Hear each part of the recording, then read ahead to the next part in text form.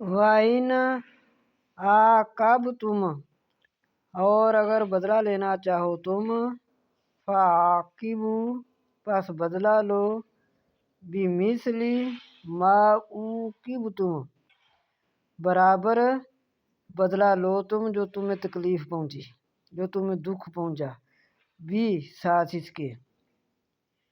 وَلَئِنْ، اور اگر تم صبر کرو گے، لَہُوَ، البتہ وہ، خَيْرٌ لِلصَّابِرِينَ، البتہ وہ بہتر ہے صبر کرنے والوں کے لیے۔